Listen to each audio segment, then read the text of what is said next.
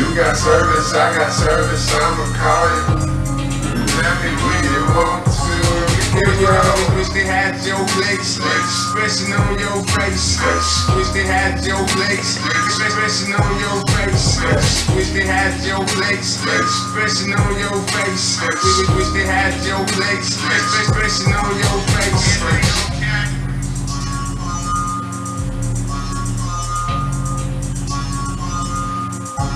Anything okay?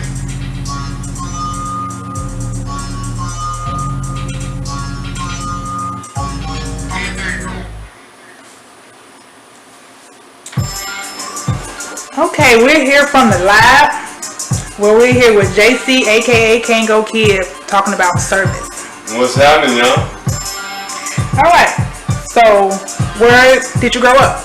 Well, I grew up on the south side of Chicago in the Brainerd Park area, 93rd and Troop to be exact. You know, I mean, nice wholesome neighborhood, you know what I'm saying? What is your musical background? Man, I mean, you know, as far as rap went, you know, me and my cousin Harville, man, we were grabbing this little tape recorder where he could push record and we were rapping over old school songs. You know, they old school now, but we were killing the Mary J. Blige thing. It was fun, man, I ain't even gonna lie to you, but that's where it began. Then I went and got in the band in high school, and so, you know, the things that my band director, Mr. Kidd, taught me, you know, I don't know, I just began to take it and run with it, you know. Okay, musically, what are your biggest influences and who are your biggest musicians? Sure, I mean, influences is life, you know what I'm saying? Like, I mean, you know, everybody that had actually played a part in it, man, I mean, but specific to it and where I rap. It was this dude, I was out there in the streets of Chicago gangbanging, I ain't even gonna lie, you know. But it was this guy named Kid.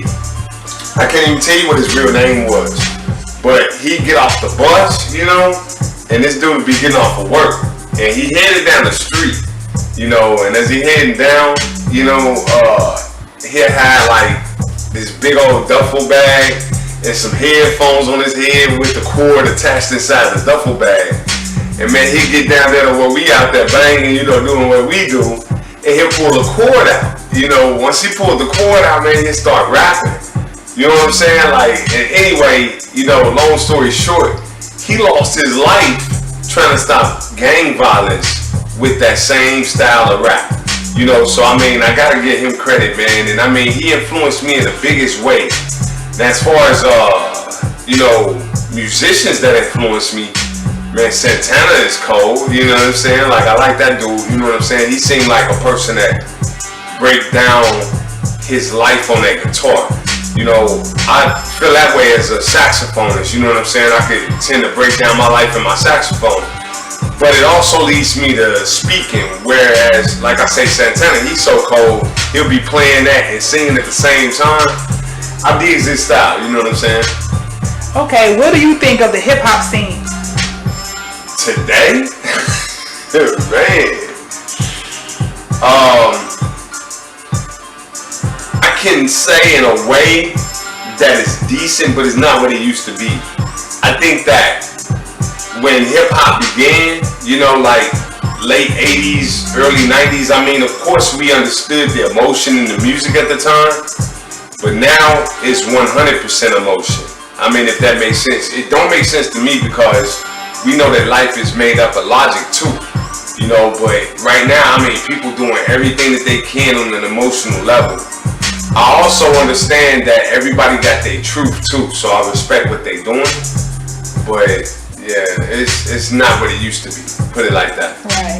Who do you collaborate with? Really some people that help me pioneer my craft, you know what I'm saying? Like, I got V City, you know what I'm saying? You can check him out at V City Beats on YouTube. You can go to his website, vcitybeats.com. And I mean, me and him, man, we did some major moves together, man. I mean, first person I was able to sit down and make some legitimate beats with.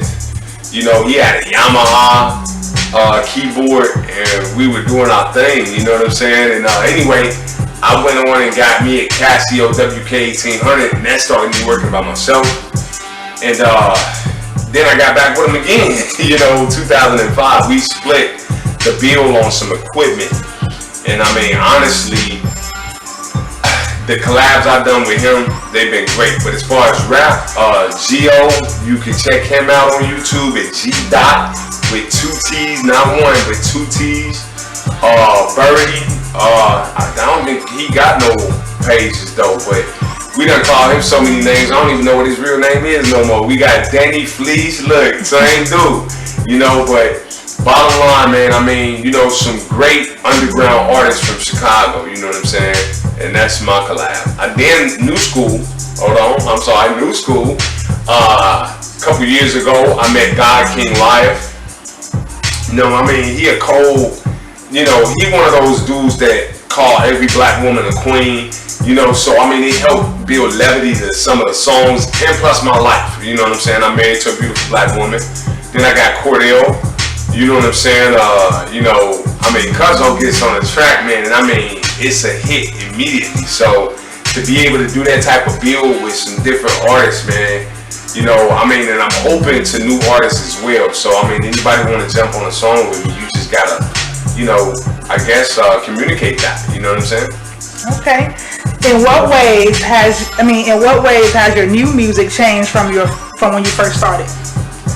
It's more relevant to my life. What I realized as a rapper, I come from a man, my dad, he showed me the power of the words that came out his mouth. I don't need to necessarily be specific, but certain things he spoke them into existence. And the same thing I was doing when I was rapping. Like, I would say cliche lines to just be trending and be hot or whatever the case may have been. But bottom line, I had to realize that no matter what I was speaking came into existence. So as I started growing older, I started to think for a minute. Cause see, I can't necessarily recreate things that have already happened because I'm not around the same people anymore. So now if I tell the stories that have happened, at a particular time or another, then it doesn't necessarily have to come into my life. Like, I don't know, it seemed crazy even me saying this on video, but it was like I say, speaking it into existence. So now I just tell stories and make sure that I'm cautious of what I speak over my own life. Okay, what are the main inspirations for your lyrics you write?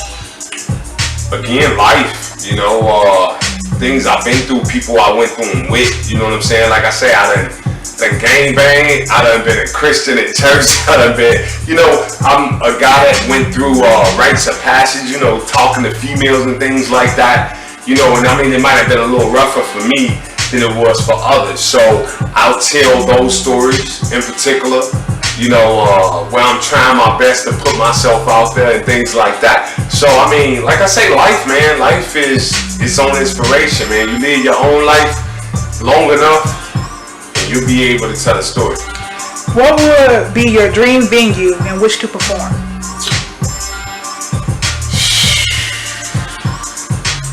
Man, in my eyesight, I would love to do where they do the Taste of Chicago at. You know what I'm saying? Like, as a kid, man, my best friend's dad, I call him my uncle, call him best friend my cousin. But we went to the Taste of Chicago, and it was through the little cut here, and next thing you know, we was at a James Brown concert. And it was like, how is this happening? We was just coming to get some food, Taste of Chicago style. But bottom line, I would love to be on that stage. I would love to have that whole ambiance packed, that whole setting packed, you know what I'm saying? Let them feel my vibe, you know what I'm saying? And I think that would be great. That's because I'm from Chicago, man, How would you describe your own style? Erratic, eclectic, intrinsic, and sometimes raunchy. Just in a couple words. All right. Last question. Where did the name Kangoo Kiddd come from? Wow. Okay, so again, my god brother, I used to wear my dad's hats all the time. Look, this was in the early 90s. You know what I'm saying? As crazy as it is. Actually mid 90s, you know, and I was like 15, 16 years old. And I went through my dad's drawer, you know, in our room. And anyway, inside that drawer, he had a whole bunch of Kangos, I guess from the 70s when he used to rock Kangos. So what I was doing, you know, during that particular summer, I started wearing them Kangos that were in that drawer. You know, and my god brother, man, you know what I'm saying? Like, man, I love this dude so much, man. But he's seeing me in all these different hats, you know, and the reality was I started losing the hats, you know what I'm saying? It was crazy.